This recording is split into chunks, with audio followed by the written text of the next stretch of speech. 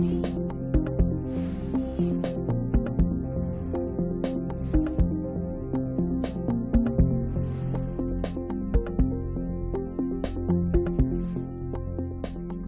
recibió, presidente, un reemplazo a la sesión del día de hoy del diputado señor Alexis Sepúlveda por la señora Consuelo Veloso.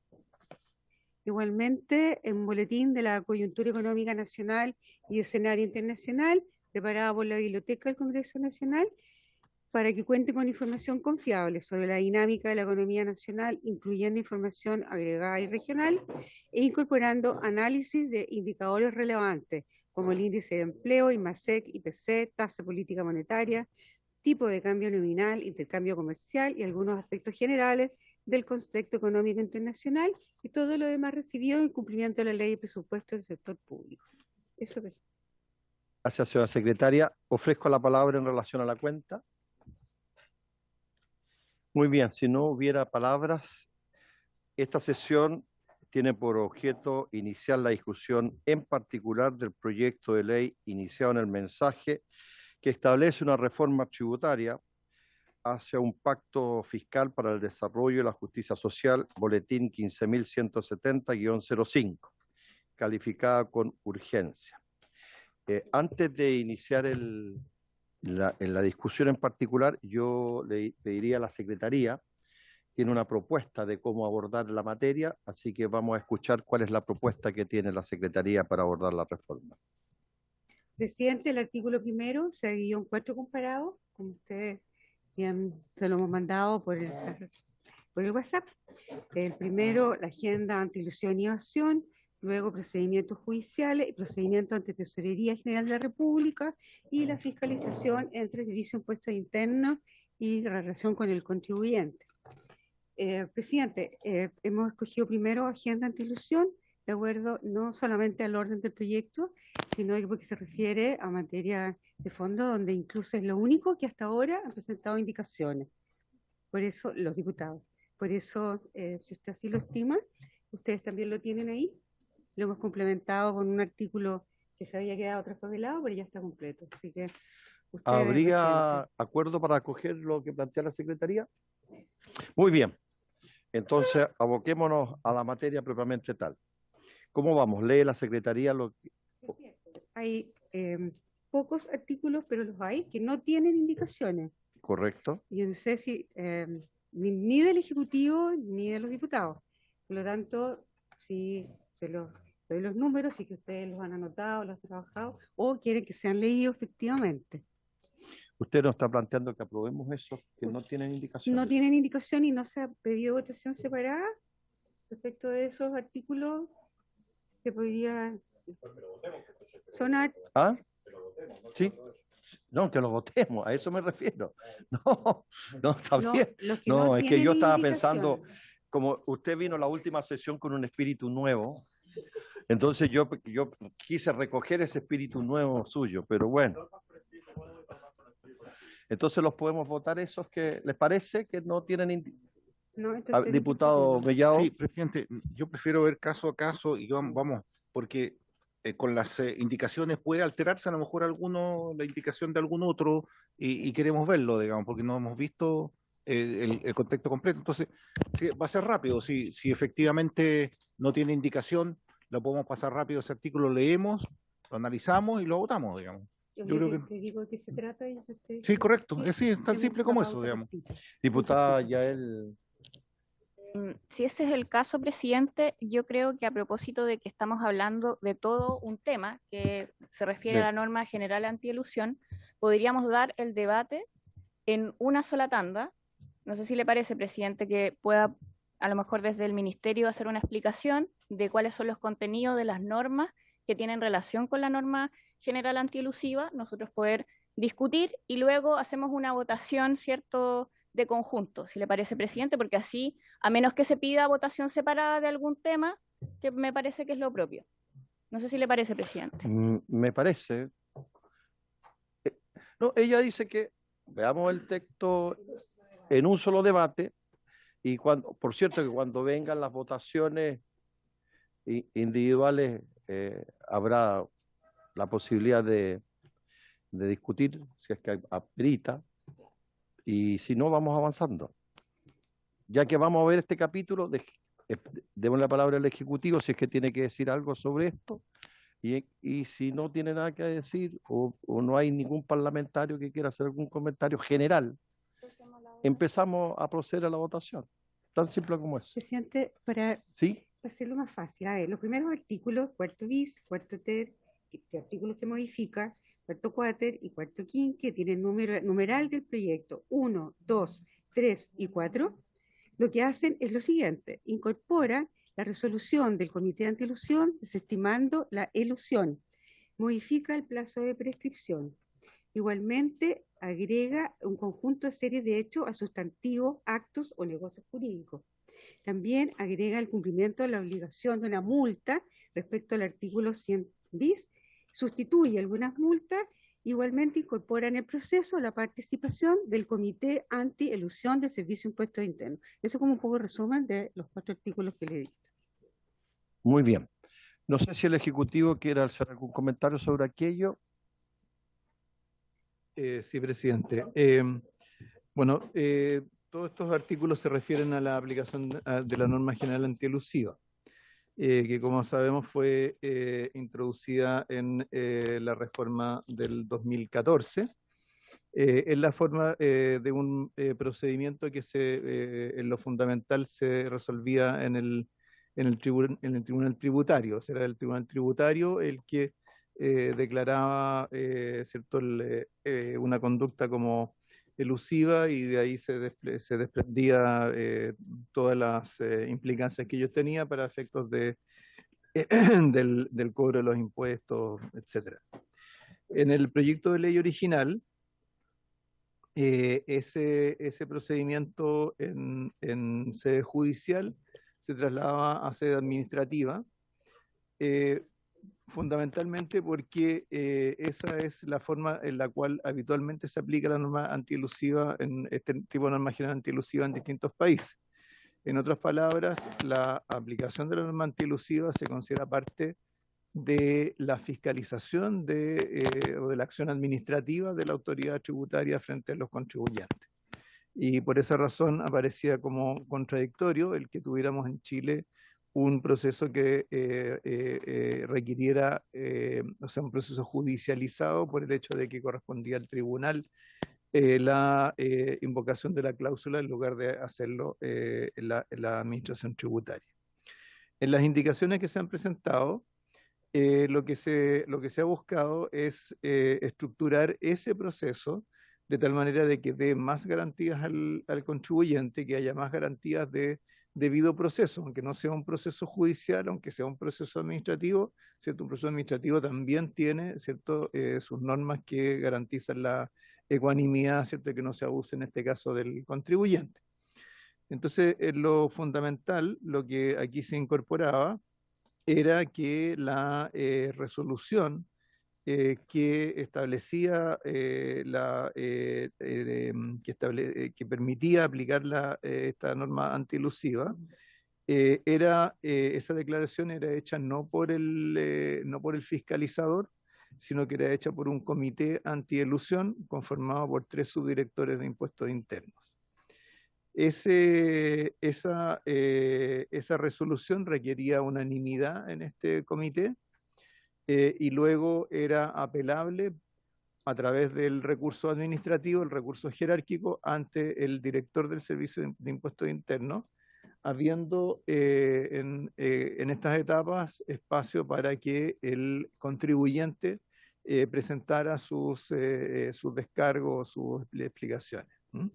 Entonces ese era el sentido fundamental de las indicaciones del Ejecutivo, que en el fondo mantienen en sede administrativa la declaración de la conducta elusiva, la invocación de la cláusula antielusiva, pero lo que han buscado es darle más garantías al contribuyente. Esto fue en buena medida ideas que surgieron en el conjunto de consultas que hubo durante las semanas pasadas. Ese es básicamente el sentido, presidente, de las indicaciones. Ahora luego podemos ir viendo cómo se va reflejando en cada una de las partes del texto.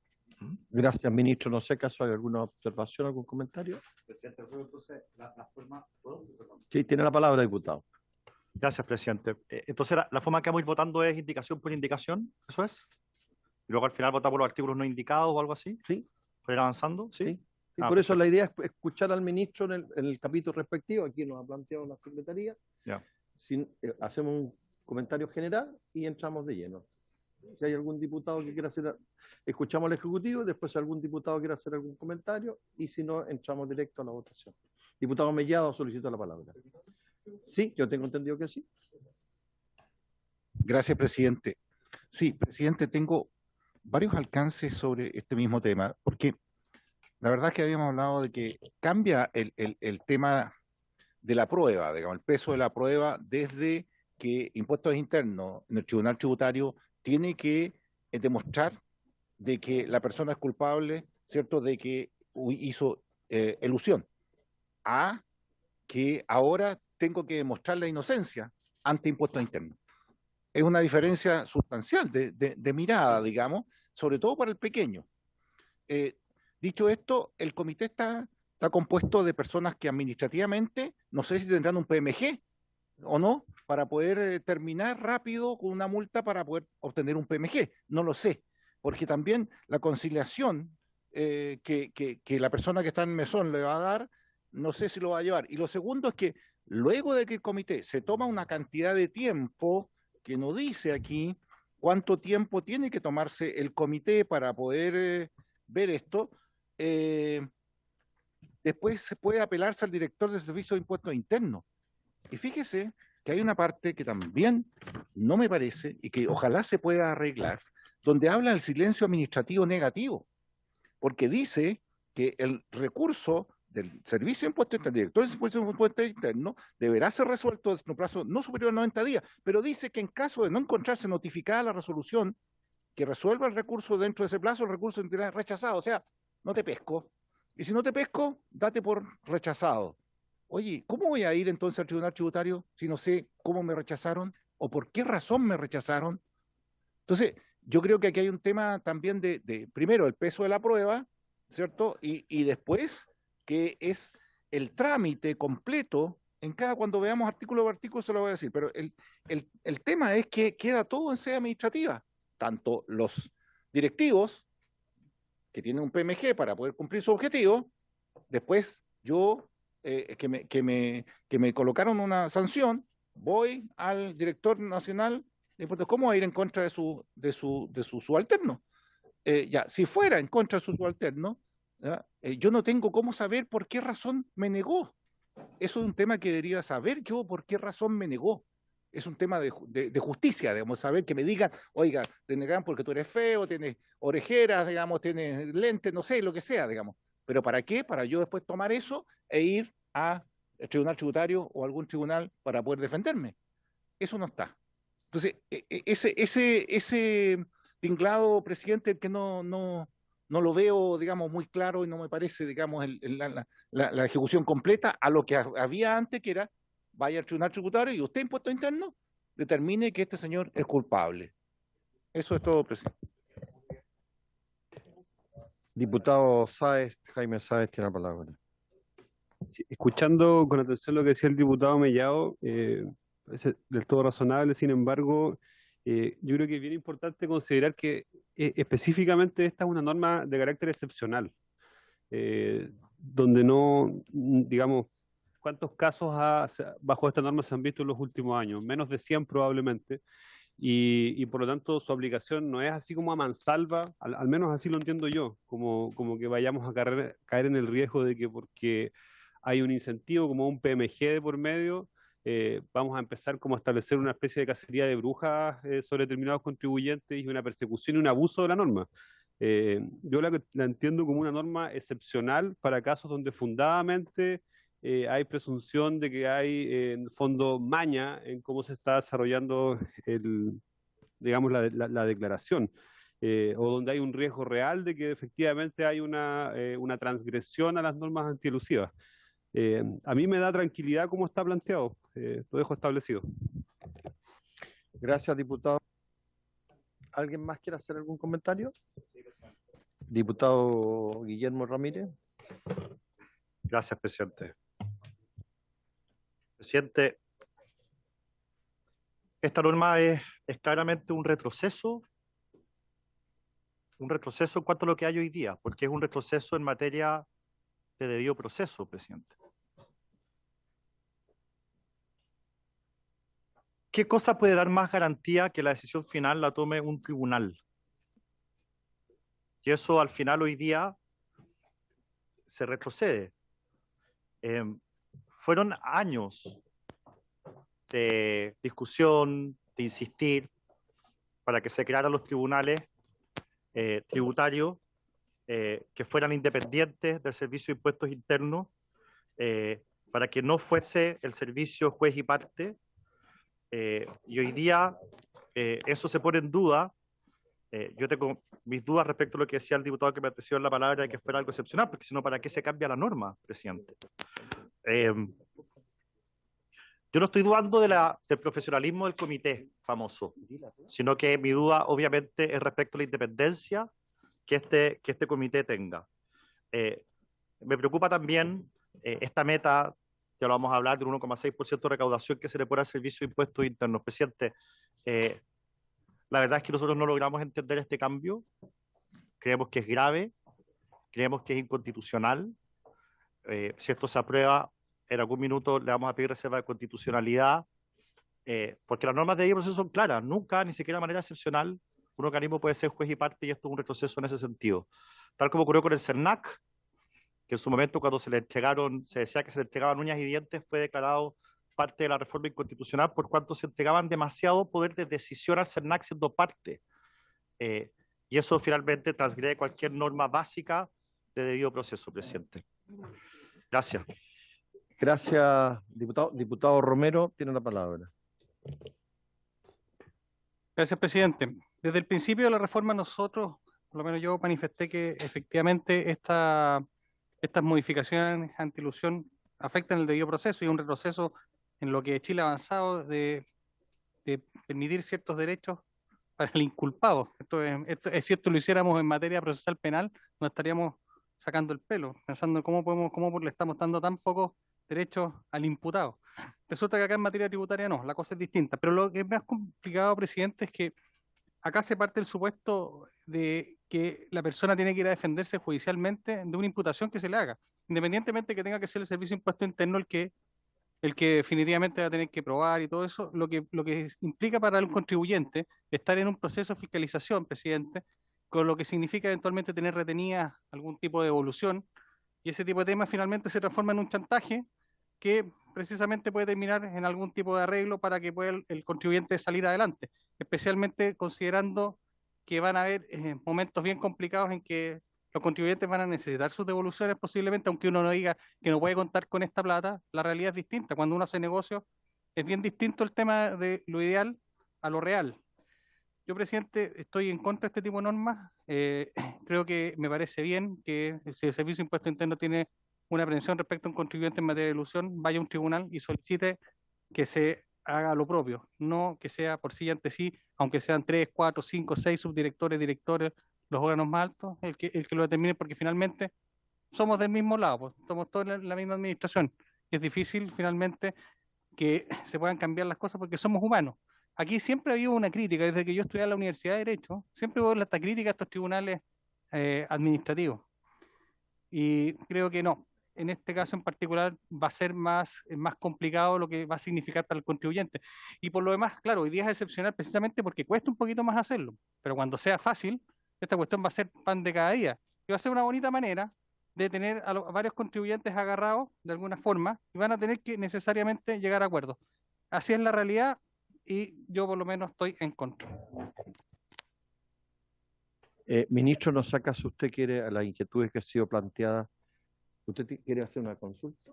A ver, antes de que conteste, ministro, para después Presidente, votar. súper breve, porque en la norma está claro, ¿cierto?, que el comité, claro, que la decisión del comité debe ser unánime. En caso que no haya unanimidad, quería preguntar qué es lo que sucede. Eso, presidente.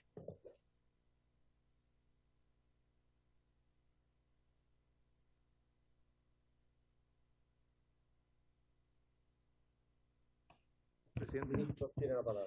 Sí.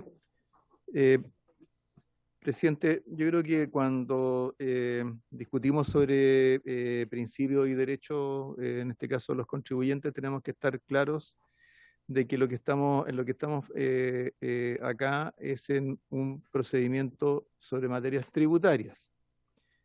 En general, es cierto, en materia tributaria tiene que haber un ente fiscalizador, que es el que determina los impuestos y efectúa los giros, y tiene que haber instancias a través de las cuales los contribuyentes pueden apelar de esos giros, pueden reclamarlo, etc. Pueden disputar la decisión del servicio. Cuando el Servicio de Impuestos Internos a un contribuyente le dice usted por impuesto de primera categoría, le toca pagar una determinada cantidad, o cuando a nosotros se nos presenta, por ejemplo, nuestras declaraciones de impuestos, el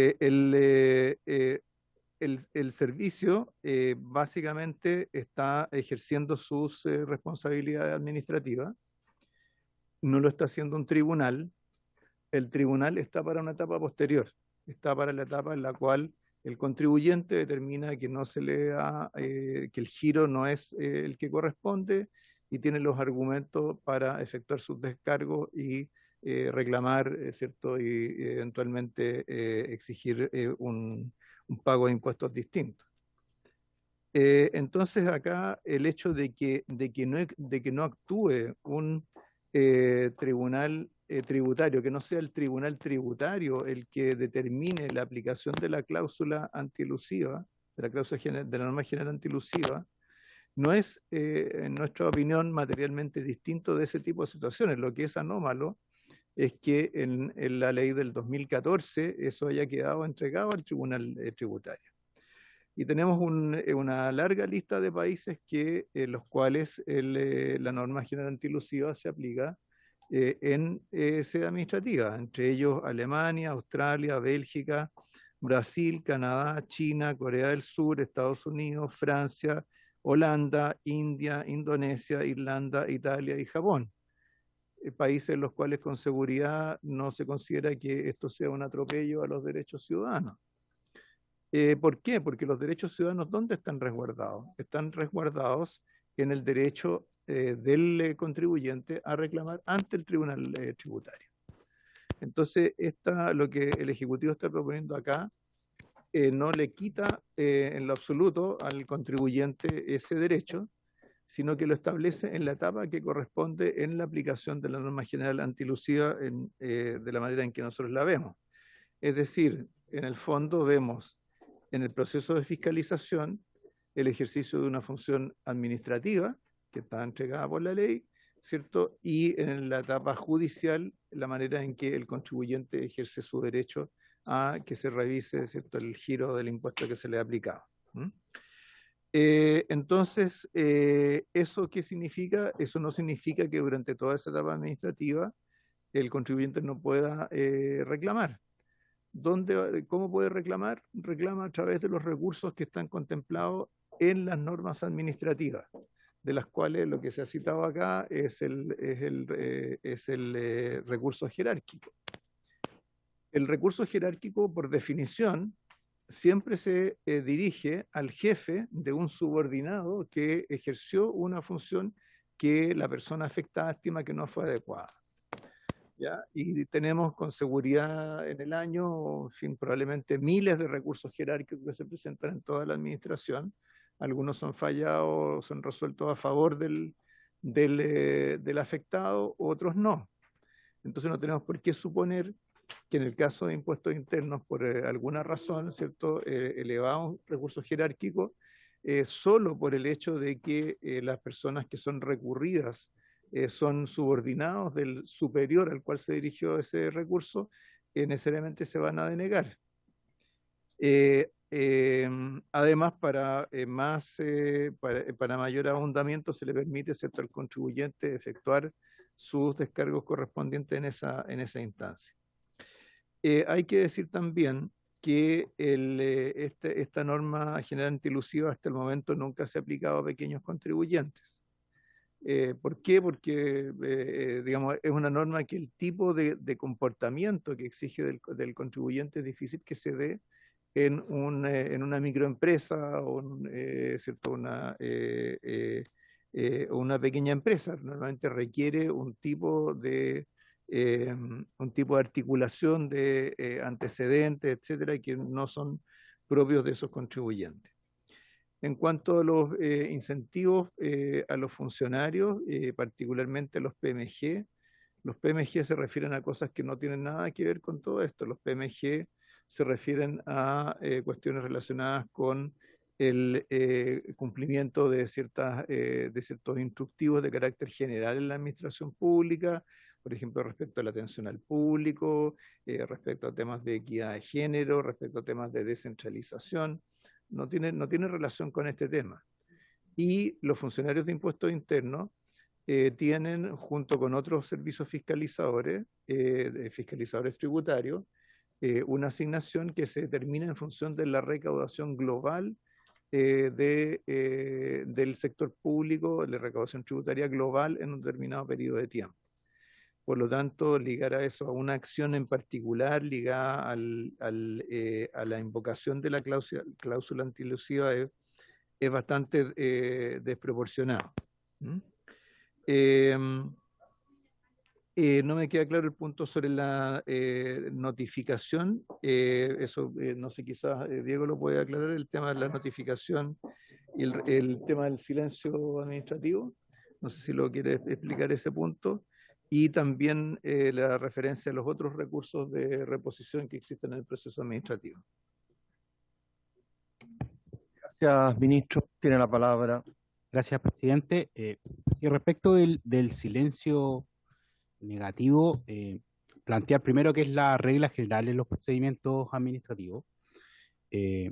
Específicamente en el caso en materia tributaria, existe una norma idéntica en la reposición administrativa voluntaria. La reposición administrativa voluntaria es el recurso administrativo que procede respecto de cualquier acto final que emita el Servicio de Impuesto Interno, donde lo revisa la unidad jurídica respectiva y lo revisa el superior jerárquico. Lo que sucede aquí es que la reposición administrativa que tiene silencio administrativo negativo actualmente, es decir, si el Servicio de Impuesto Interno no se pronuncia dentro de plazo, lo que ocurre es que el recurso se considera rechazado. ¿Por qué no extendimos la reposición administrativa a este procedimiento de norma general antielusiva? Fundamentalmente porque actualmente el Código Tributario establece que la reposición administrativa es competencia del director regional. Entonces, mal podría el director regional revisar un recurso cuya facultad inicial o cuyo acto final en verdad proviene de la Dirección Nacional.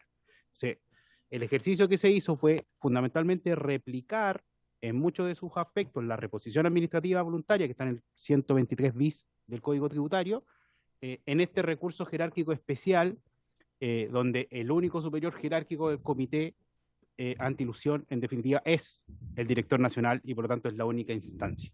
Entonces, desde ese punto de vista está cautelado y no estamos haciendo algo distinto del sistema de recursos administrativos que aplica para cualquier acto final de la administración tributaria. Cuando me refiero a acto final, son actos en los cuales el servicio determina una diferencia de impuestos, como una liquidación, un giro o una resolución.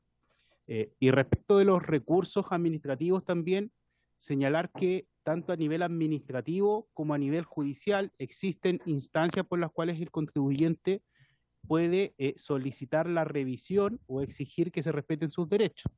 A propósito de los derechos del contribuyente establecidos en el Código Tributario, existe un recurso de resguardo.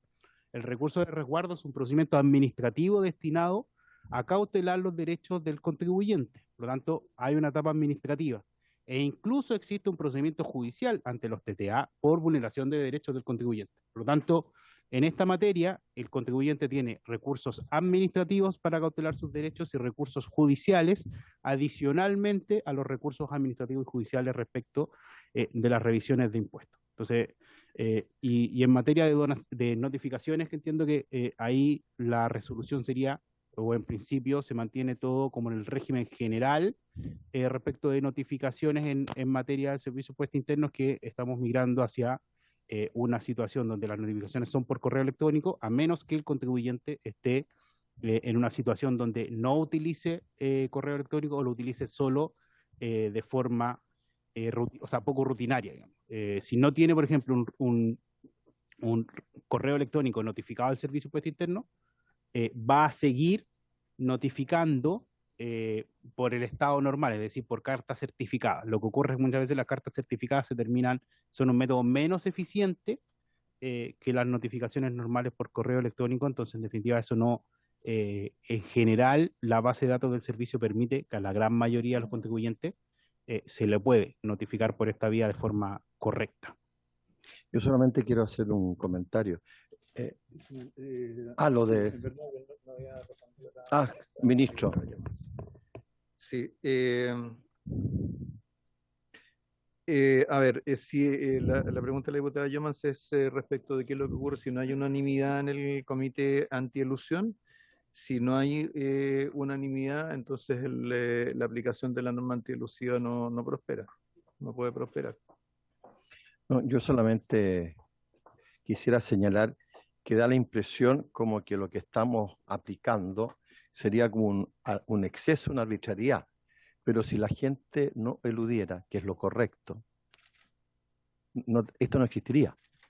Y aún más, existiendo, se le da todo tipo de garantía a las personas que incurren en esa acción ilícita. Porque da la impresión prácticamente como que el Ejecutivo quiere perseguir. No, o sea, los que estamos implementando estas medidas son justamente los que están al margen de la ley, por decirlo de alguna manera. Personas que incurren en una acción ilícita. Entonces, es que normalmente es que se hace una defensa como que estuviéramos hablando de santas palomas. Estamos como si estuviéramos hablando de santas palomas aquí que no incurren en ninguna acción ilícita. No, es gente que por algo entran en esta acción y que el Ejecutivo, por cierto, y el Estado en su particular tiene que preocuparse de que esa gente no siga incurriendo en esa acción. Porque da la impresión que estamos defendiendo a santas palomas. Que diputado Mellado me había pedido la palabra. Gracias, presidente. Gracias, presidente.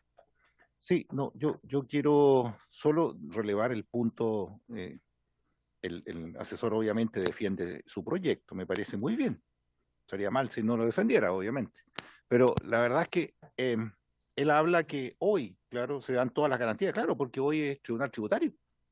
Entonces, como es tribunal tributario, y después del tribunal tributario, la última palabra tiene impuesto interno cuando sanciona, pero ya hubo una defensa jurídica en el tribunal tributario. Acá es al revés. Acá la persona, yo veía, era como pasar plata y plata cuando hablaba el asesor, porque tiene la posibilidad de ir a tal parte, tiene la posibilidad de... Pero todo eso es plata. Además, no hay un piso mínimo, se quitó el piso mínimo, entonces va a haber... o sea, el Estado va a gastar mucha plata por cosas pequeñas de 1 millón, 2 millones, 3 millones. Y tiene que haber un piso mínimo como había antes. Creo que ahí hay un tema que hay que mejorar en ese tema. Sobre el acto final, si yo tengo que saber, de todas maneras, aunque sea 1, aunque sean 5 en el año, tengo que saber por qué razón el director nacional de impuestos internos me rechaza mi solicitud para yo ir al tribunal tributario o al tribunal competente con el por qué me rechazaron mi solicitud. Eso es algo de toda lógica, digamos, debiera estar. Y estimado Jaime, con todo respeto, pero elusión no es, está dentro de las reglas, digamos, no es evasión, está dentro de la elusión. Por lo tanto, no son ambas. Hay una línea muy delgada en ese tema que está permitido, pero aquí hay un tema, digamos, de orden administrativo voluntario. Decía, claro, es voluntario porque está el tribunal tributario.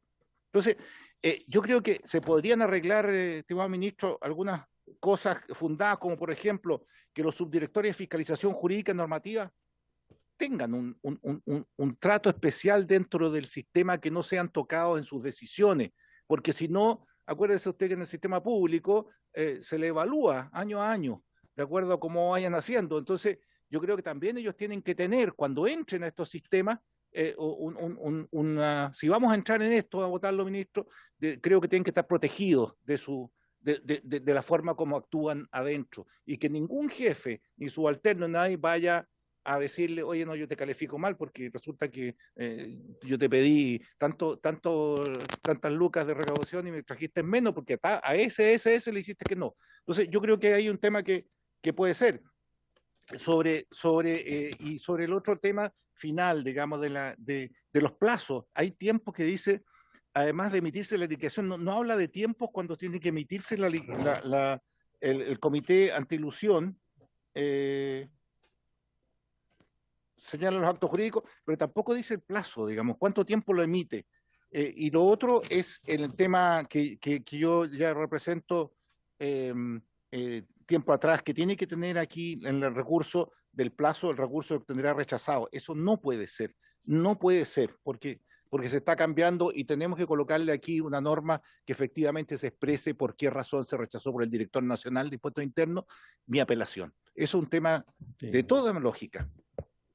Muy bien, vamos a poner entonces en votación. ¿Ah? Sí, sí. Pero hemos escuchado, sí, no, sí está bien, pero estamos escuchando la reiteración de los argumentos. Muy bien, habla el diputado Ramírez y ponemos en votación. ¿Una pregunta? ¿Quiere hacerla al tiro o después? Ya. Diputado Ramírez, tiene la palabra. Le doy gracias al colega, porque él había levantado la mano primero. Pero el Partido Comunista es generoso. Es generoso con la UDI. Muchas gracias. Para que usted desconoce esa generosidad. Gracias al compañero. La desconoce como los compañeros comunistas son generosos. Muy bien. Bien, diputado. Compañero Ramírez tiene la palabra.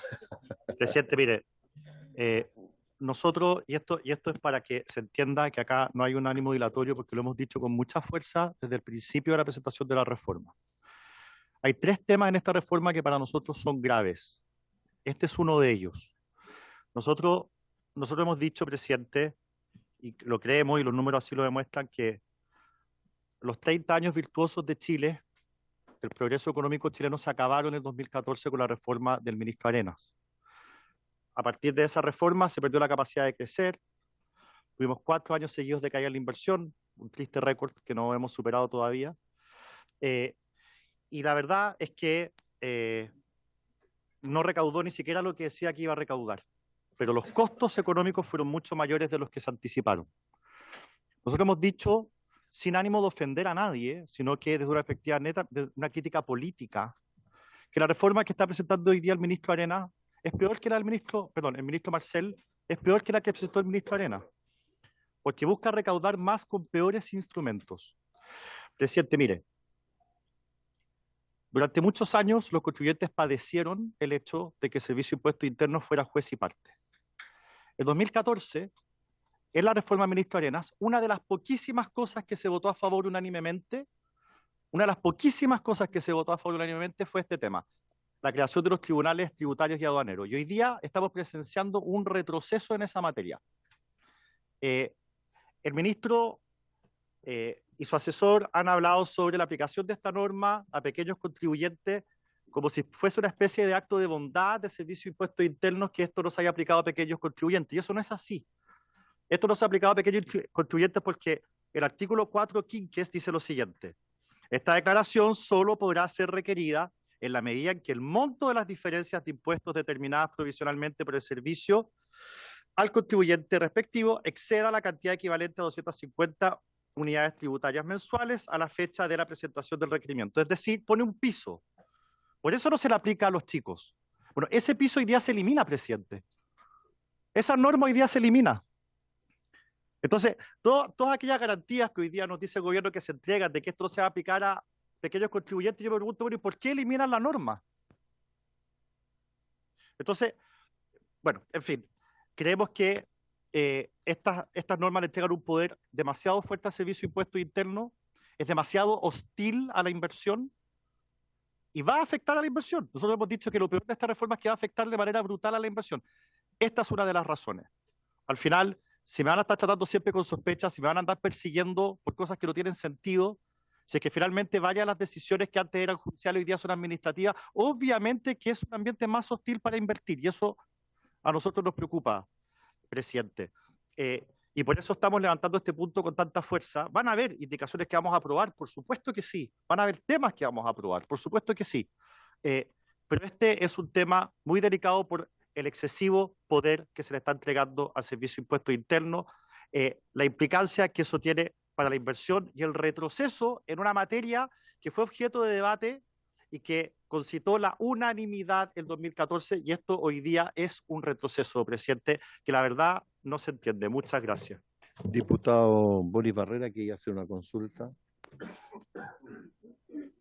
Sí, presidente, es para que quede claro en el fondo para la historia de la ley. Me gustaría saber si lo que busca esta indicación del Ejecutivo tiene que ver, o no tiene que ver, más bien dicho, con abrir la puerta para dejar sin sanción a los infractores, porque dice, por ejemplo, y que en el fondo lo que busca es de que no haya reiteración excesiva del Servicio de Impuesto Interno frente a una misma infracción, porque dice de que el servicio no podrá aplicar respecto de los actos o negocios jurídicos incluidos en la resolución del Comité Antielusión. O sea, sobre eso nomás el Servicio de Impuesto Interno no puede insistir, pero sí el servicio quiere aplicar la regla por otros casos, lo puede hacer. Quiero que quede claro eso para la historia de la ley. Muy bien. Finalmente el Ejecutivo, antes de votar. Sí. Gracias, presidente. A ver, primero una clarificación histórica. Los tribunales tributarios en realidad no se crearon en el 2014, se crearon en el 2010. Y fue parte de una reforma que, si mal no recuerdo, porque creo que me alcanzó a tocar a mí, creo que se inició en el gobierno del presidente Lagos y se terminó aprobando, no sé si en el gobierno de la presidenta Bachelet o ya en el comienzo del gobierno del presidente Piñera.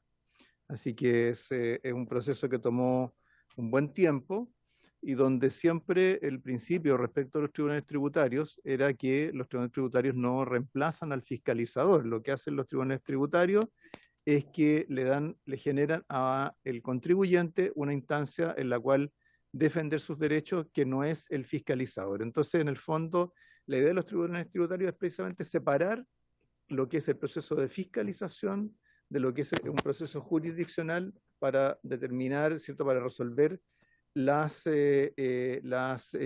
recursos presentados por los contribuyentes. Eso nosotros es algo que estamos manteniendo. Lo que pasa es que, ¿cierto?, lo que estamos haciendo en este proyecto es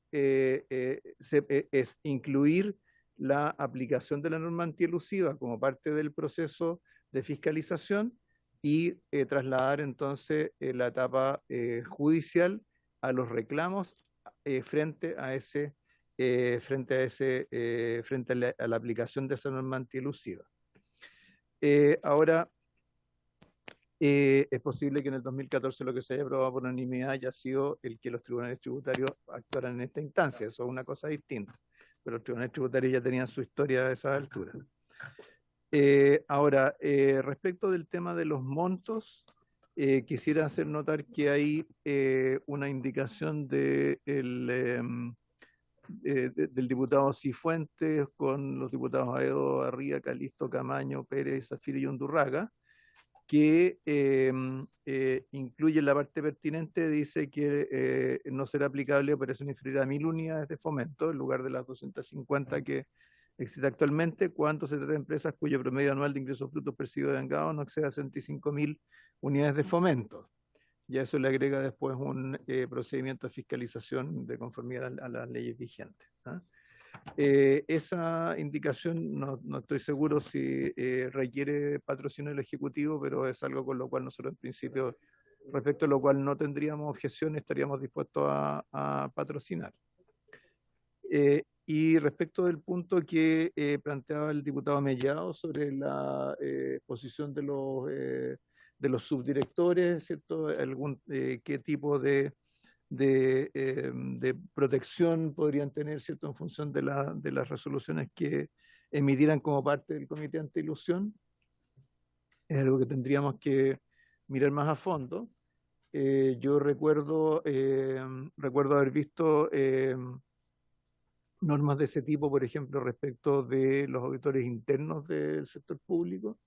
Así que es posible, creo que podríamos encontrar alguna norma que se pudiera aplicar en este caso y pudiera cumplir el propósito que señala el diputado Mellado, pero no es algo que tengamos aquí a la mano, quizás algo que podemos dejar para la siguiente reunión, podemos traer una propuesta para resolver ese punto en particular, si es que hubiera acuerdo, por supuesto. Muy bien, después de este rico debate. Perdón, y por último confirmar lo que señalaba el diputado Barrera. ¿Ah? Sí, ¿le va a contestar? No, simplemente para retirar. Exactamente. Muy bien.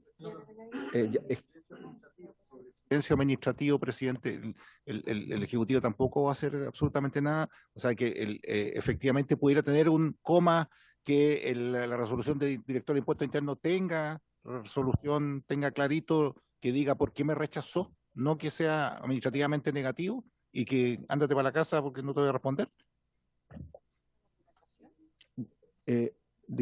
Ministro.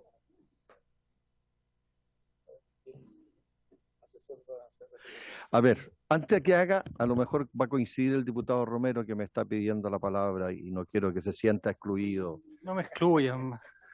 No, presidente, no, para nada, pero que no. No, Diputado. presidente, solamente quiero que quede para que quede en acta una cosa que también le dije al principio cuando empezamos a hablar de estas normas. Nadie está obligado a pagar más impuestos de lo que corresponde. Y esta aprobación tampoco implica un caso de responsabilidad objetiva y por lo tanto que quede muy claro que será el Servicio de Impuesto Interno el que tiene que probar lo que sostenga respecto a los contribuyentes, porque aquí se habla mucho de que casi como que hay un tema de responsabilidad objetiva, o sea, que el contribuyente prácticamente obra de mala fe, y eso no se está aprobando con esta norma, ¿sí? Porque esto probablemente se va a aprobar, pero quiero que quede claro eso porque es parte de la interpretación legislativa que se tiene que dar en el Tribunal Tributario. Gracias, presidente. Muy bien, finalmente tiene la palabra. Sí, por su intermedio, presidente, para confirmar lo que dice el diputado Romero, efectivamente la norma actual, cosa que no estamos modificando nosotros, reconoce el principio, digamos, de buena fe en el sentido de que el contribuyente puede reorganizarse de la forma que estime más pertinente, que eso no constituye elusión. El único caso que la norma actual vigente en el código señala que hay mala fe es que hay mala fe, digamos, cuando se acredita que hubo elusión. Por cómo está configurada la norma, a nivel judicial quien debe acreditar que hay elusión es el Servicio de Impuesto Interno. Exactamente. Por lo tanto, desde ese punto de vista nosotros no estamos modificando quién es el que tiene que acreditar judicialmente que existe elusión. Desde ese punto de vista se mantiene desde esa perspectiva en la misma situación actual.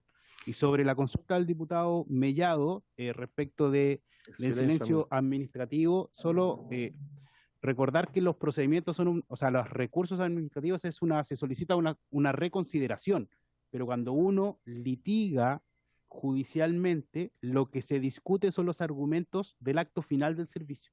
En este caso, de la liquidación o giro, no del recurso.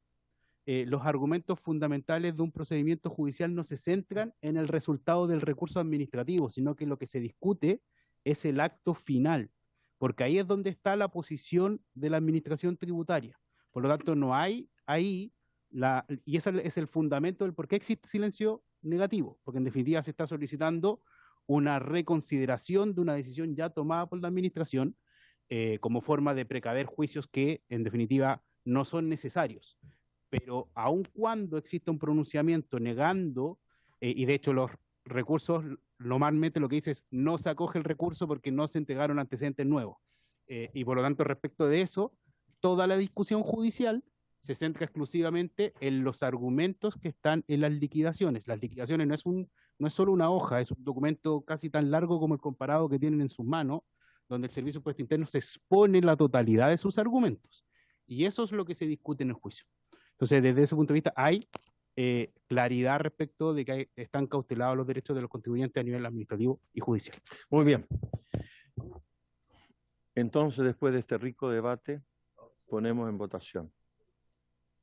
Presidente, hay una indicación, que ustedes la tienen en la página 2, en la cual lo que hace la indicación es agrega un solo inciso, que es el último, lo cual excluye entonces del procedimiento que ya está establecido sobre elusión a cierto tipo de pymes, aquellas que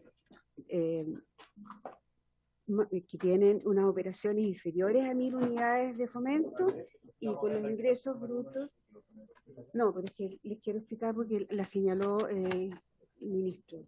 ¿Qué pasa con esta indicación? No es inadmisible. Lo que tiene es que no tiene coherencia porque la hace genérica, es decir, es una ilusión genérica que no determina procedimiento, porque señala que el procedimiento de fiscalización de conformidad a las leyes vigentes. Y el tema de la ilusión tiene un procedimiento específico y lo extrae de eso. Por lo tanto, tendrían que someter la votación. No es inadmisible, pero no tiene un procedimiento aplicable. No existe. Sí, pero no tiene, solamente yo lo hago presente, lo que estoy leyendo. A ver, escuchemos al autor de la iniciativa, el diputado Cifuentes. Gracias, presidente. Buenas tardes a todas y a todos.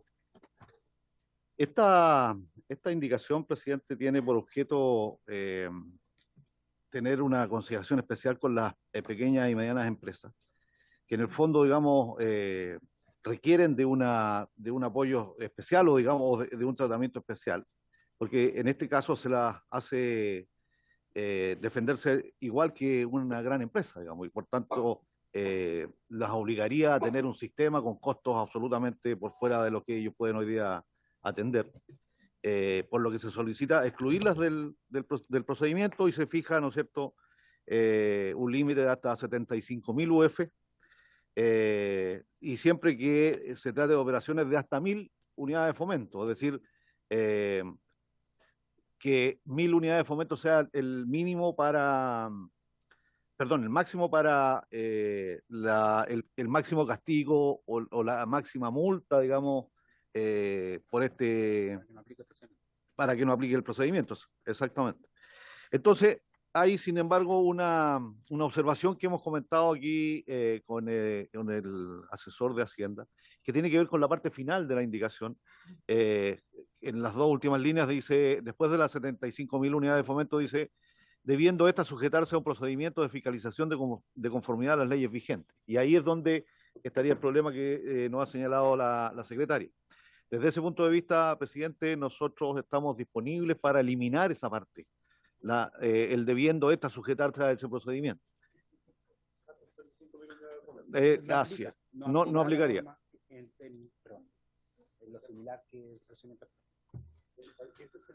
Esa, presidente. Sí. No, yo comparto la preocupación del diputado Cifuentes, absolutamente, y el espíritu de la norma. Creo, y habría que ver si el Ejecutivo está disponible, creo que se protege mejor el interés que manifiesta el diputado Cifuentes, y podríamos consultar a las mismas pymes, no aquí, porque yo sé que se acabó el tiempo de sino fuera de esta mesa. Al parecer queda más resguardada si se mantiene el artículo que el Ejecutivo está eliminando, lo que yo leí en mi intervención anterior. Quizás sería mejor, en vista de que el ministro dijo que esto no se estaba aplicando a los pequeños, y que en realidad era porque había un artículo que lo impedía, pero ahora lo están eliminando, que ese artículo se mantenga, y de esa manera quedan mejor resguardados los intereses de las pymes. Yo estoy seguro que si el diputado Cifuentes lo consulta con algunas organizaciones de pequeñas y medianas empresas, le van a decir lo mismo que estoy diciendo yo respecto a que preferirían ese camino. Y el resultado sería lo que se está buscando con la indicación del diputado Cifuentes. Gracias, presidente. Ministro, sí, que no sea el señor Consille que le consulte.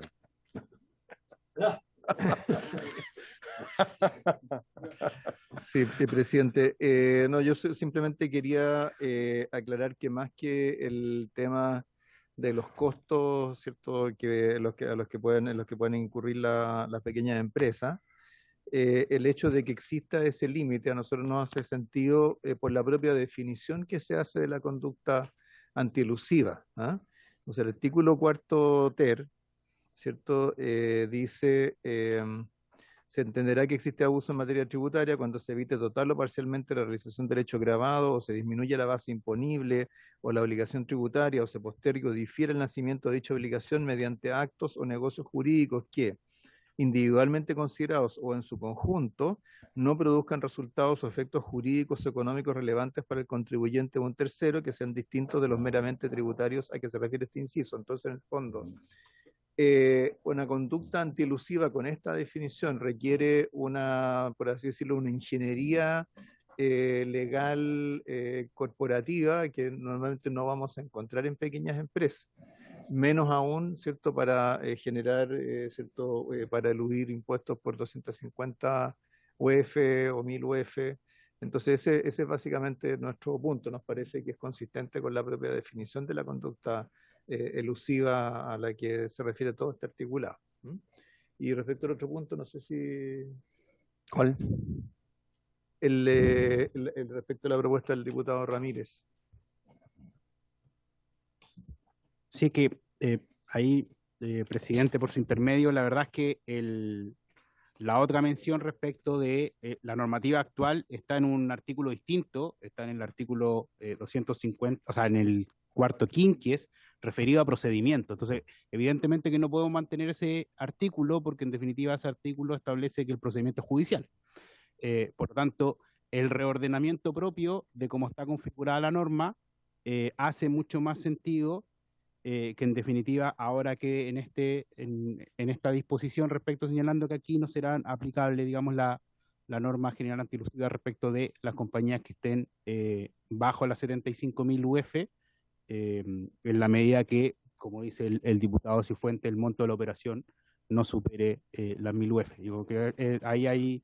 Entonces, no podemos mantener el otro artículo, porque mantener el otro artículo implicaría necesariamente, perdón, diputado, cambiar completamente el procedimiento. Entonces, ahí está la necesidad de que creemos que, de todas formas, aprobar esta indicación iría en el sentido de atender la preocupación que han manifestado varios diputados sin necesidad de empezar a modificar todos los artículos del proyecto de ley. Muy bien.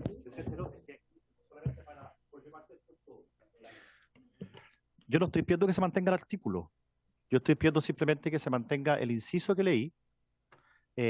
Claro, lo que pasa es que el actual piso es más estricto que el que propone el diputado Cifuentes.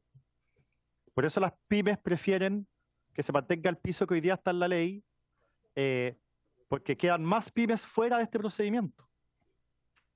Entonces, como la diferencia del artículo que yo estoy pidiendo que se quede, la diferencia tiene que ser de 250 UF, no la operación, que es lo que dice la indicación del diputado Cifuentes. Entonces, sí, obviamente que el cuarto quinquies habla del procedimiento, pero yo estoy pidiendo que se mantenga el inciso que dice este procedimiento no será aplicable a, eso es lo que estoy pidiendo que se mantenga, y que creo que es más favorable a las pymes que lo que está proponiendo el diputado Cifuentes, y yo, compartiendo la inquietud del diputado Cifuentes, estoy proponiendo esta otra salida, presidente. Diputada Yael, diputado, estamos abriendo nuevamente la discusión No, de lo que... Yo solo, súper breve, pero más bien refería a la indicación. Yo entiendo que estamos dando la discusión sobre la indicación del diputado, como para después no repetir el debate, ¿cierto? Ya. Respecto a eso, yo lo que sí rescato es que lo enmarca en un tipo de empresa, en el fondo, porque que también en el marco de la definición que entiende el Servicio de Impuestos Internos respecto a qué son y qué entendemos por pyme. Y en este caso está hablando también de empresas cuyo promedio anual de ingresos brutos percibidos de vengados del giro no exceda de 75.000 unidades de fomento. Entonces eso también aplica otro marco de criterio más y que me parece que es más explícito de que estamos hablando de pyme y no necesariamente de otro tipo de empresa. Entonces por eso me parece que también es mejor la Muy bien. indicación. Gracias, señora secretaria. Proceda a la votación, explíquele bien a los diputados que vamos a votar para que nadie se confunda. Ya, la indicación del diputado señor Cifuentes y estos diputados agrega el último inciso nomás, porque lo demás es exactamente igual. Por lo tanto, yo sí quiero tener precisión si lo va a dejar hasta unidades de fomento y borrándole lo que sigue. Así es. Ya, así y de es. esa manera entonces se agrega lo que propone el Ejecutivo. Sobre eso tomamos la votación. Sí, es decir, se agrega a la indicación del Ejecutivo lo que propone el diputado Cifuentes, pero sin la última frase. Las dos últimas líneas. Sin la última. Hasta unidad de fomento. Claro, a un procedimiento. En la página 3. Eso sí lo mismo. Muy bien, ponga en votación entonces. Entonces, la indicación del Ejecutivo con el agregado Sí. y sin las últimas dos frases. Sí. Y el agregado la indicación del Sí. diputado. Ya. Señor Barrera, A favor. señor Bianchi, señor Cifuentes, señor Mellado, con lo de diputados Cifuentes sin las últimas dos frases. Sin las últimas dos.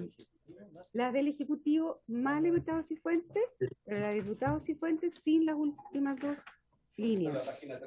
Sí. Borrando donde dice debiendo Voy a- sujetar. voy a- Eso sí, se sí, borra. voy a fundamentar. Yo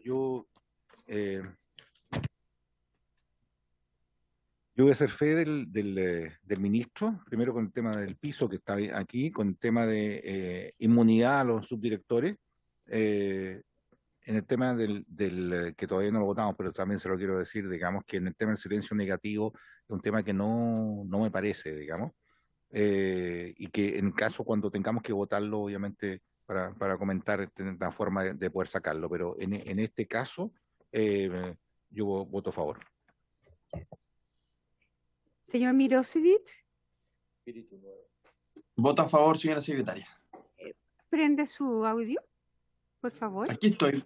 Voto a favor, señora secretaria. A ver, espere. ¿Me escuchan? A él. ¿Me escuchan? Ahora sí. Ahí sí. Voto a favor. Ya, gracias. Señor Ramírez, Presidente, todo este asunto es un retroceso en materia de debido proceso, es un debilitamiento de los tribunales tributarios y aduaneros. Se le entrega más poder en circunstancias de que se había acordado en 2014 entregarle estos asuntos a los tribunales tributarios y no al servicio. Y respecto a la indicación del diputado Cifuentes va bien encaminada, pero hay que decirlo con toda claridad. Con esta votación las pymes quedan peor de lo que estaban. La norma que se accede a eliminar, el límite que se accede a eliminar, es más restrictivo que el límite que propone el diputado Cifuentes, y por lo tanto yo lamento que en esta comisión estemos legislando y quitando límites que finalmente favorecían a las pymes. Hoy día, con este nuevo límite que se propone, las pymes están peor. Y yo voy a defender a las pymes y por eso voto en contra. señor Romero, Voy a fundamentar. En el fondo no hemos demorado más de 10 años en tener un tribunales tributarios especializados de excelencia en Chile, y ahora venimos a quitarle una facultad para volver a transformar en juez y parte al Servicio de Impuestos Internos, independiente de lo queramos maquillar con comisión y ese tipo de cosas. Así que, por respeto al debido proceso, porque no sigamos retrocediendo en Chile, voto en contra. señor Sáez, Voto a favor, señora secretaria. señor Sauerbaum,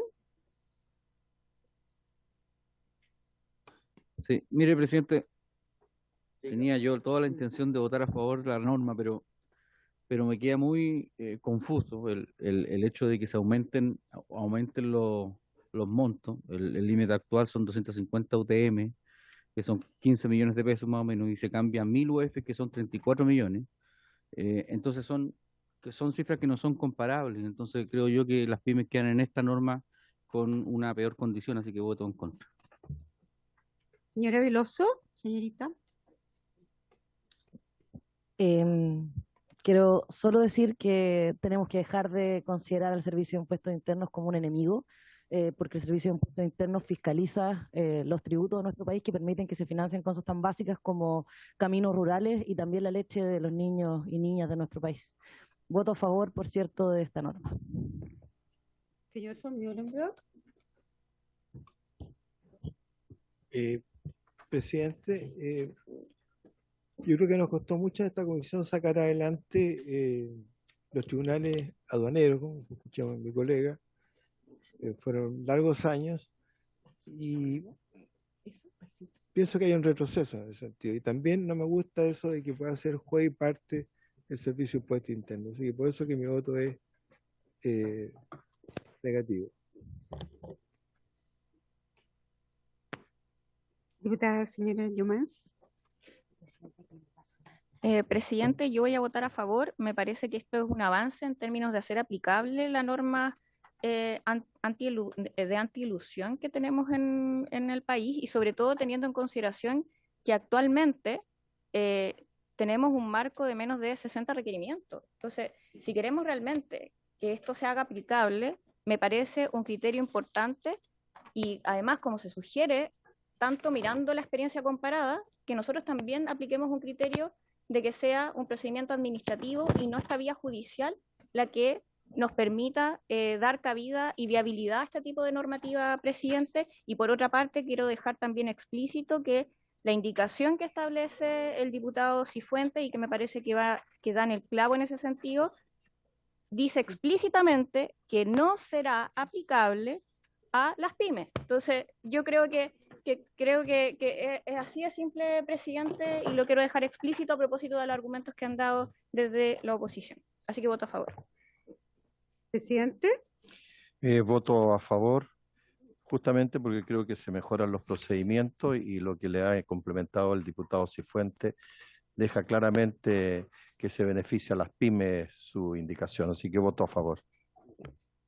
Presidente, ¿esta es la letra A de este número 1? Sí, artículo primero, número 1, letra A.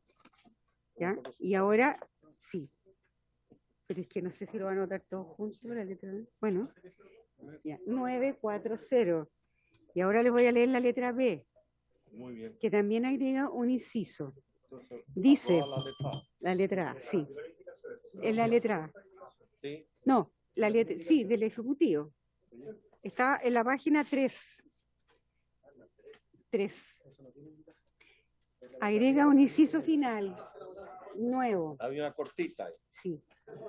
Para la determinación del abuso o la simulación, deberá seguirse el procedimiento establecido en el artículo 4º, 5º. El procedimiento general. Muy bien. Misma votación, porque esto no... En votación. No, parece que van a cambiar algunos la votación. Tómela mejor. Ya. Señor Barrera. Señor Bianchi. Señor Cifuentes. La letra B, en la página 3.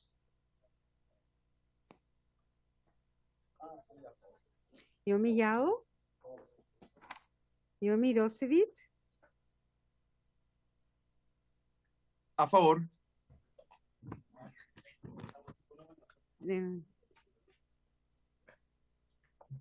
Señor Mirosevic.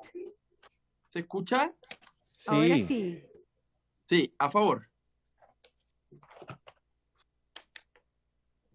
Señor Ramírez. Abstención, presidente. Vamos avanzando. Señor Romero. Partimos por... No, aquí parejido. En contra. Señor Sáez. Vamos igual ahí. A favor. Señor Sauerbaum. Vamos avanzando también. Abstención. Vamos avanzando también. Señora Veloso. A favor. Señor von Mullenbrock. Abstención. Abstención. ¿Qué más? Presidente. A favor. Resultado. 9 a favor, 1 en contra y 3 abstenciones. Aprobado. Siga. Ahora vamos al número 2 del artículo primero, que modifica en la página 4. La página 4, diputado. Modifica el artículo 4 ter y en esto no tienen indicaciones ni el Ejecutivo ni el diputado presidente, así que si quiere lo leo, si no pasamos a la página 6. ¿O alguien quiere votación separada? ¿Votamos al tiro esto? Porque... Lo que hace... No, en la 3, en la 4, perdón. Que son dos cosas menores. No hay indicación. El 2A que agrega un conjunto serie de hechos. El 2A y 2B. Al sustantivo actos o negocios jurídicos. O sea, actos o negocios jurídicos, un conjunto o serie de hechos. Sí. ¿Sí? ¿Y la que ¿Estaríamos está de abajo? acuerdo? Muy Y bien. Lo mismo que agrega en la letra B de la misma página 4, al final donde dice, en caso de abuso, Sí. se exigirá la obligación tributaria que emana de los hechos imponibles establecidos en la ley, sin perjuicio de la multa establecida en el artículo 100 bis. Se agrega multa. Para el asesor. A ver, por favor. Gracias, presidente.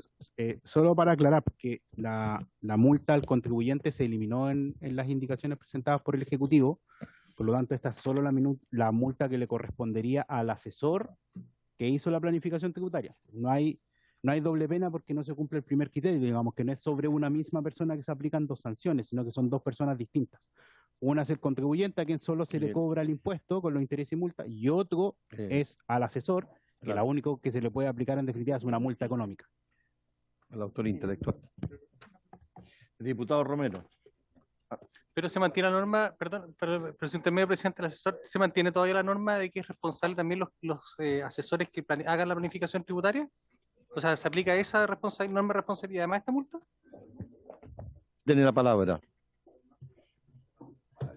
Sí, gracias, presidente, por su intermedio.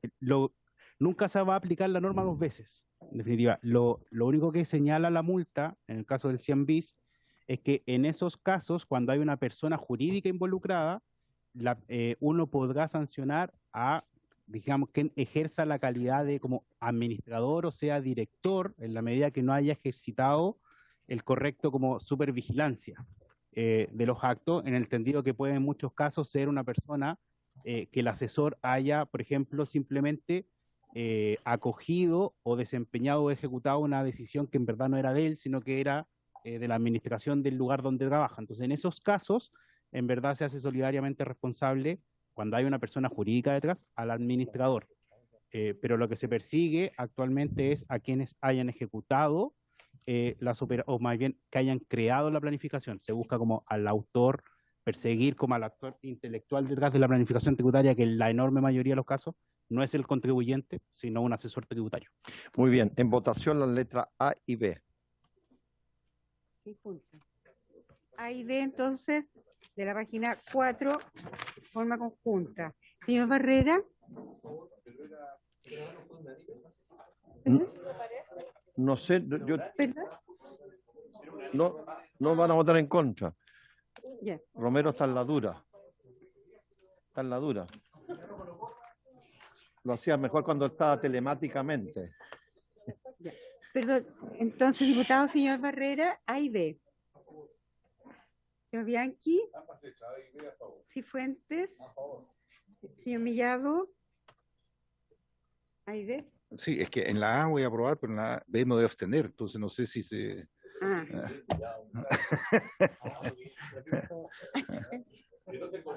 No, me abstengo, entonces si no Se se abstiene. pueden separar, me abstengo. A ver, Se abstiene. de los dos. Ya. Sí. Sí, no pidieron votación separada. No importa. ¿Ah? No, sí está bien. Señor Mirosevich. Señor Ramírez. Señor Romero. Señor Sáez. A favor. Señor Sauerbaum. Señora Veloso. A favor. Señor von Mühlenbrock. Abstención. Siete yo más. A favor. Presidente. A favor. Entonces, 9 a favor, 3 en contra y 2 abstenciones. Aprobado. 9, 10, 11, 12, 13, tengo 15. No, está bien. 15, 12, 13. Después subo. La siguiente, presidente. Página 5. En la página, el número 3, ahora que se refiere al artículo cuarto. Sí. El artículo cuarto,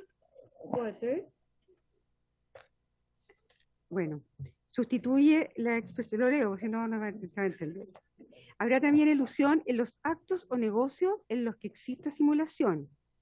En estos casos, los impuestos se aplicarán a los hechos efectivamente realizados por las partes, con independencia del conjunto o serie de hechos, actos o negocios jurídicos simulados, sin perjuicio de la multa establecida en los términos del artículo 100 bis. Se entenderá que existe simulación para efectos tributarios cuando el conjunto o la serie de hechos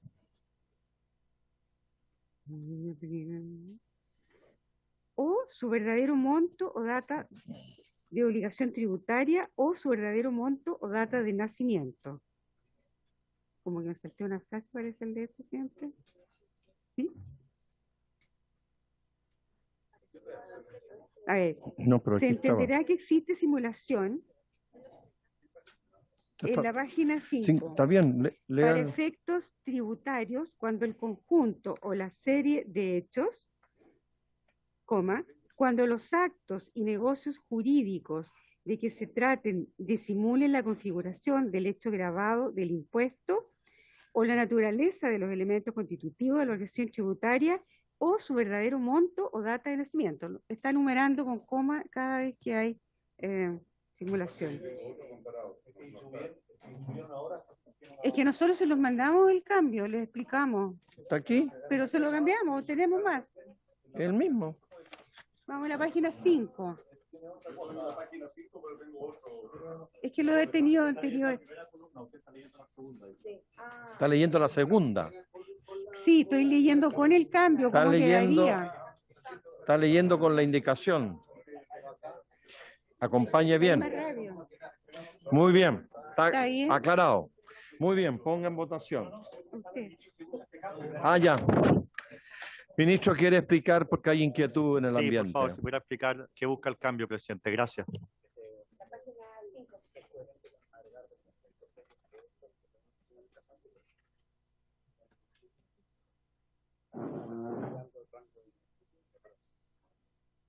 ¿Estamos hablando de la letra B? Sí, ahí ve. El micrófono, ministro. Sí.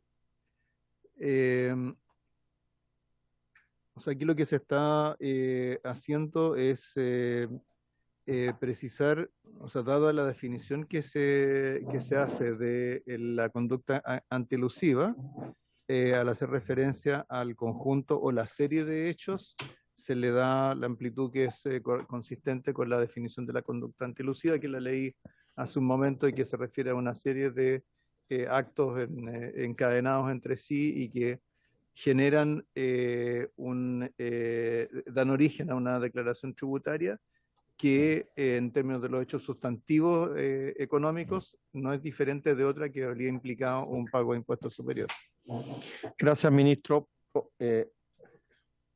Ya, diputado Romero. No, solamente para dejar una historia, ya que yo probablemente no me van a escuchar, pero es muy grave que se hable de hechos. Los hechos jurídicos no pueden tener consecuencias gravosas para los contribuyentes. Un hecho puede ser la muerte de una persona, cualquier cosa que te ponga en esa situación. Distinto es un acto donde hay una voluntad de parte del contribuyente. Los hechos no hay voluntad, se producen nomás. Gracias, presidente.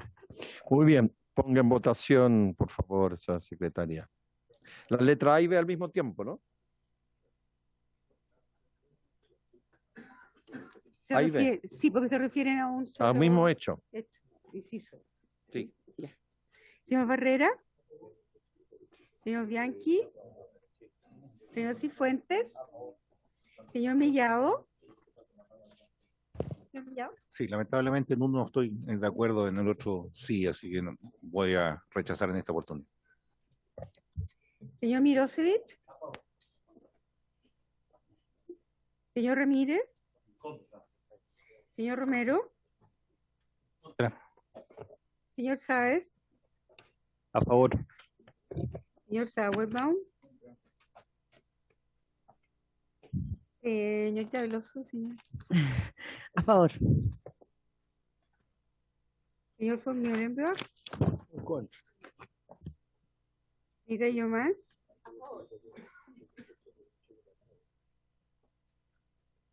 Presidente. A favor. 8-5, presidente. 8 a favor, 5 en contra. Aprobado. Vamos a la página 6, que hay una nueva indicación del Ejecutivo. Sí, presidente, el artículo 15 lo que hace es incorporar la indicación del Ejecutivo. Bueno, se establece en el proyecto de ley la declaración administrativa del abuso o simulación y modifica procedimiento. Y la indicación del Ejecutivo incorpora en el proceso la participación del Comité Antielusión del Servicio de Impuestos Internos. Entonces, ¿ofrece la palabra o...? En votación. Esto lo conversamos ya, sí. En el debate que tuvimos. Sí. Ya. Sí. Entonces, la indicación del Ejecutivo que sustituye en la página 6 su propio texto. Sustituye la misma indicación del Ejecutivo. Sí, sí, acá sí, lo voy a leer, voy a poner la indicación. Lo que hace esta indicación es en cuanto a la integración del Comité Antielusión. Está en la página 8 de los diputados Aedo, votemos primero Barría. ¿Y votamos después? No, porque esto se instituye el numeral 4, que es lo que estamos viendo. ¿Pero todo o una parte? Es que, ¿Ah? Sí, aquí había diputado Cifuentes, como la indicación también es suya, yo le quiero precisar, si usted sustituye el numeral 4 completo, porque eso dice, sustituye el numeral 4 y se refiere solamente a la integración, todo lo demás quedaría, se eliminaría, o solamente la parte de la integración. Le voy a leerla, por eso no podía votarla antes. Por eso. Ya. Lo que usted propone es lo siguiente. Se sustituye el artículo 4, quinquis, por el siguiente. La existencia del abuso o de la simulación a que se refieren los artículos 4 ter y 4 cuarter será declarada administrativamente por el servicio mediante resolución fundada acordada por el Comité Antielusión, el que estará conformado por los directores del Servicio de Impuestos Internos, de la Dirección Nacional de Aduanas, de la Tesorería General de la República y de la Dirección Jurídica del Ministerio de Hacienda. Esa es la indicación. No le está entregando facultades. Presidente, respecto de ese punto, la Secretaría, en su opinión, lo que sucede es que no le está entregando una nueva función a un servicio público. Lo que está haciendo es una integración, y es una integración que tiene que ver con personas específicas, no con el servicio público. Por lo tanto, esa es la opinión de la Secretaría. Usted manda y lo somete a votación, presidente. ¿La admisibilidad? Porque sí, a juicio de esta Secretaría no es inadmisible porque no está afectando al servicio público, como dice, al servicio de impuesto interno, como dice la Constitución, sino que está afectando la integración, que es diferente. Eso tendría que usted declararla. Sí, diputado Cifuentes. Presidente, aquí la cuestión de fondo es que nosotros creemos que no es razonable mantener la decisión en órganos que son jerárquicamente dependientes. Entonces puede haber muchos argumentos para defender esta situación, y que en el caso de los fiscalizadores pueden ser independientes, es muy razonable, pero creemos que no es razonable que al interior de un propio servicio no exista ninguna influencia de parte del director nacional versus los directores regionales en este caso. Y por tanto nos parece más razonable que sea integrado por esta u otra fórmula. Nosotros hemos propuesto esta, pero quizás podríamos abrirnos también en la discusión a buscar otro modo de integración que fuese más razonable y que conservara, por cierto, la independencia. Eso es, presidente. Presidente. Gracias. Gracias, presidente. Sí, yo concuerdo con el diputado Cifuentes, esto de la independencia completa y más tranquilidad, digamos, a todos los que van a estar en este tribunal tributario, porque el director de Impuestos Internos, el director de la aduana, el director de la tesorería, el director jurídico del Ministerio de Hacienda, yo creo que son gente externa que no van a tener esa presión. A mí me parece bien, y si votaríamos esta indicación, presidente, sería bueno votarla. La presidencia tiene una opinión distinta a la secretaria. Yo creo que es inadmisible, desde mi punto de vista, porque está integrando a un comité y le está entregando, al integrar a ese comité a otras autoridades, le está entregando una facultad que hoy día no tiene. Y por consiguiente, desde mi punto de vista, como se le está entregando una facultad a otras autoridades, que es de formar un comité específico, yo por lo menos considero que es inadmisible. Así que pongo en votación, si el diputado Cifuentes quiere ponerlo en votación, pongo en votación la admisibilidad de la indicación. Ya. Entonces, los que votan a favor, votan por la admisibilidad, como lo propone el diputado Cifuentes. Los que votan a favor. Barrera. Inadmisible. Sí, es correcto. El diputado admisible, o sea, el diputado Cifuentes ha hecho el punto, el que vota a favor, vota con el diputado Cifuentes. ¿Sí? Y contra. Diputado Sin Barrera, disculpe.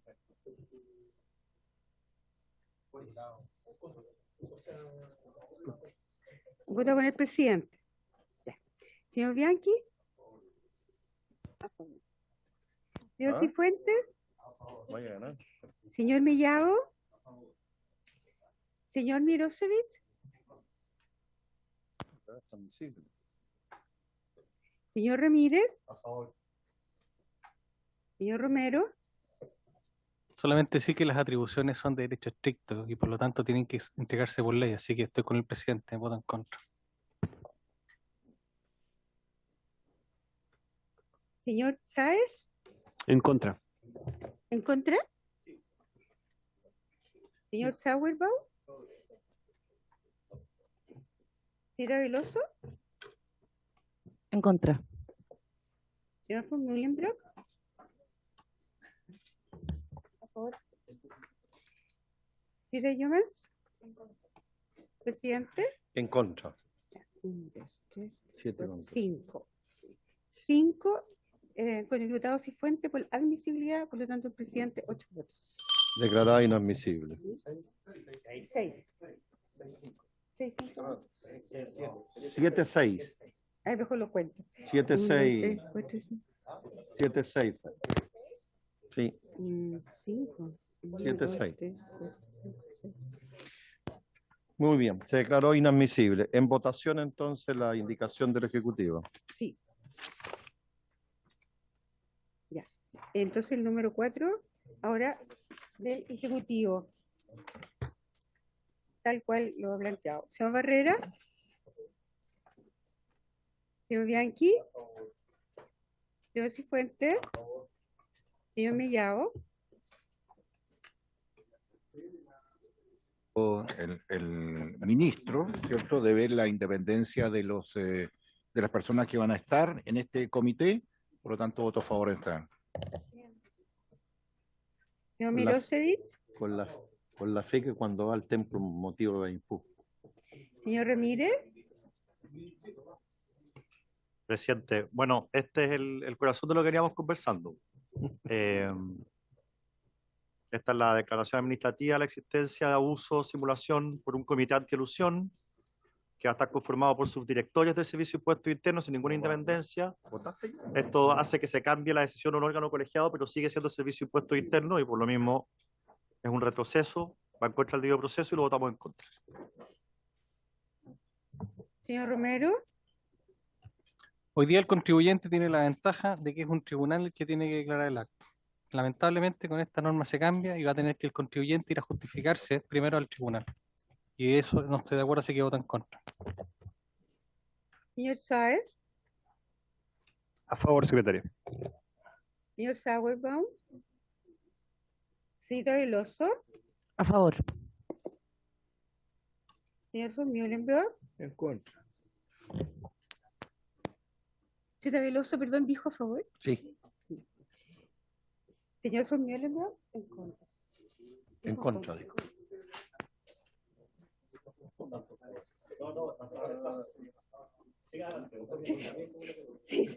¿Sí leyó mal? Dado que a mi juicio, presidente, se respondieron todas las inquietudes respecto a las garantías procedimentales y también valorando la disposición del diputado Mellado, y que creo que sería también importante después conocer cuáles son los criterios de composición del comité, voto a favor. Presidente, A favor. ya, 9 a favor.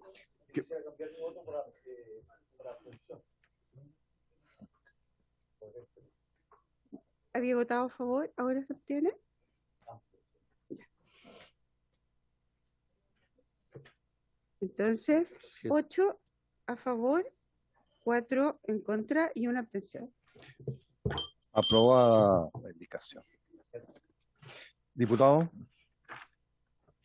Gracias, presidente. Lo que pasa es que justamente en esta parte corresponde hacer reserva de constitucionalidad, por eso pedí la palabra, si usted me lo permite.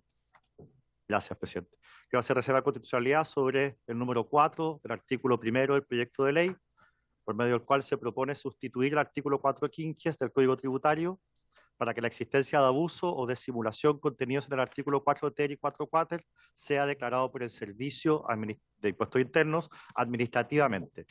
Esto constituye una vulneración al artículo 19, número 3, referente al debido proceso, y al artículo 76, ambos de la Constitución Política de la República actualmente vigente, debido a que la facultad de juzgar corresponde que sea adoptada por un tribunal independiente e imparcial, que en este caso el servicio actuaría como juez y parte, ejerciendo sus facultades de fiscalización, que tienen naturaleza administrativa, pero luego aplicarían una sanción cuya naturaleza es jurisdiccional y tienen efectos más allá de lo administrativo.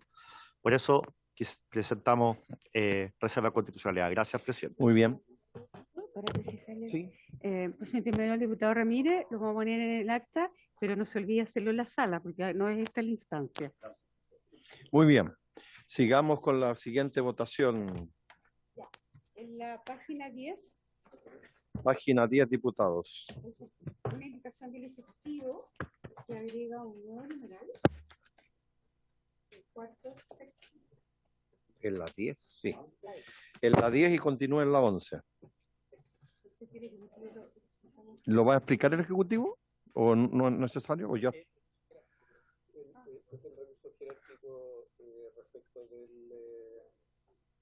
Ministro. Este es el recurso jerárquico que se puede invocar ante el Director Nacional de Servicio respecto de la resolución del comité Antiilusión. Sí, así lo entendemos. En votación, señora secretaria. ¿Habría acuerdo unánime o sobre el recurso jerárquico, no? En votación, entonces. Hemos vuelto para atrás. No, está bien. En votación. Señor Barrera. Señor Bianchi. Señor Cifuentes. Señor Mellado. Presidente, tiene la palabra, diputado. Fui reiterado en decir que no me gusta el silencio administrativo negativo. El asesor me ha respondido con otros que se tira la pelota al córner. Si el tema es si efectivamente se pudiera resolver eso, se podría aprobar este artículo, a lo mejor en alguna otra parte, en el Senado quizás o en la sala.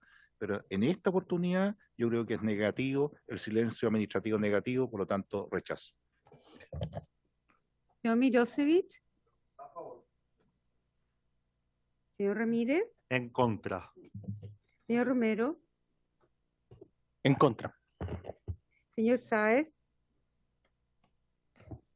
Solo agregar que respecto a la aprehensión del diputado Mellado, que el silencio administrativo negativo es algo muy común en la administración del Estado. Está revisando acá algunos fallos de la Corte Suprema recurrentes en esta materia que lo ratifican y por lo tanto yo le animaría a no tener temor al respecto. A favor, secretario. Señor Sauerbaum. En contra. Señorita Veloso. Quiero sumarme a la palabras y reflexiones del diputado Sáez, porque efectivamente el silencio administrativo existe en el derecho para no mantener eternamente inconclusos procedimientos cuando no tenga la respuesta que se espera por parte de la administración del Estado, y esto no implica en ningún caso una vulneración del Estado de Derecho ni de la igualdad ante la ley. Así es que también me sumo a esa tranquilidad de invitar al diputado Mellado con mucho cariño. Señor Formiolenbrock. Se quedó tanto en el cariño que se le no, olvidó a favor. votar. Se fue en puro cariño nomás. Pero está tan lejos. Señor Formiolenbrock. En contra. ¿De Yomans? Presidente. A favor. 7 a favor. 1, 2, 3, 4, 5. 5 en contra y una abstención. Muy bien, aprobado. Mm. ¿A qué página vamos ahora? Ahora a la 12.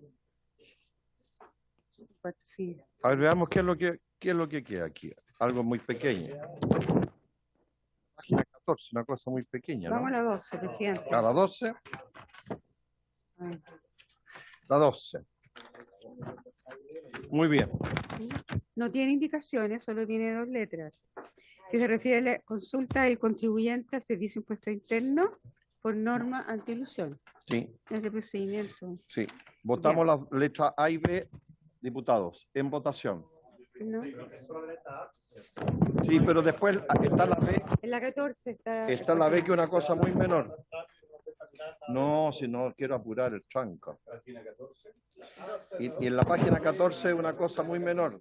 Tiene letras A y B. Sí. Muy bien. Sí. Es muy menor lo de la página 14. Ponga en votación. ¿Quiere, ¿sí? ¿Se vota en conjunto entonces? ¿Sí? La letra A y B en conjunto. Muy bien, ponga en votación. ¿Ah? ¿Ya? Sí. Ponga en votación. Ya. Entonces la número 12, letra A, es unánime, presidente, parece. ¿Habría unanimidad para la letra A? ¿Sí? Ya. Acuerdo. Muy bien, tiene razón el diputado Vial. Aprobado por unanimidad. La letra B. Y la B, la hermana gemela.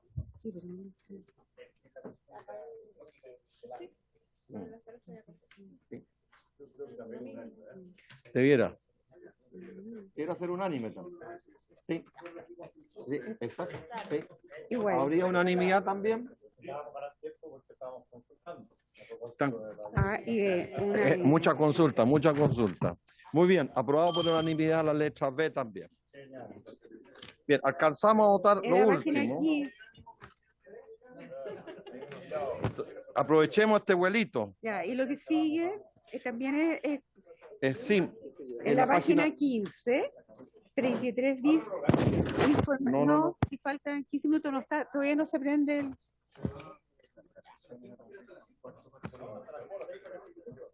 A ver, la última. ¿sí? La última. Ya. Información que debe acompañar el contribuyente en sus declaraciones en la página 15. Sí. 15. Es que aquí no tenemos. No. Para la 18. Esto es información que debe acompañar el contribuyente. No lo hemos votado. Nada. A ver, ¿cómo que no? 33 bis. Sí. No tenemos. Vamos a la 18. No, vamos, terminemos esta, si es muy simple. No, si es muy simple. La secretaria va a explicar que es muy simple. Es simple. La página 18, número 14, letra A, B. Una cosa meramente de forma.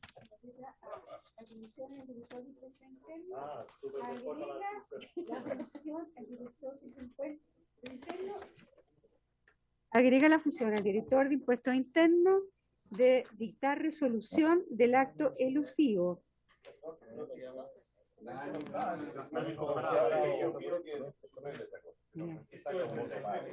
Estamos en la página 18, diputado. La página 18, son cosas de forma. Cuando habla de la presente ley, se reemplaza en la página 18 por ley sobre impuesto a la renta. Precisión. ¿Ve? Precisión. Ya. 14A. Sí, en la página Habría 18. unanimidad. 14A se aprueba por unanimidad. Y la B otra cosa de forma también.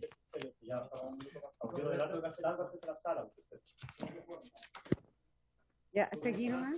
Sí, esto es más largo. ¿Ah? Esto es más largo. Bueno, ustedes saben que esta presidencia siempre escucha la voz del pueblo. Se levanta la sesión por haberse cumplido el objeto de ella.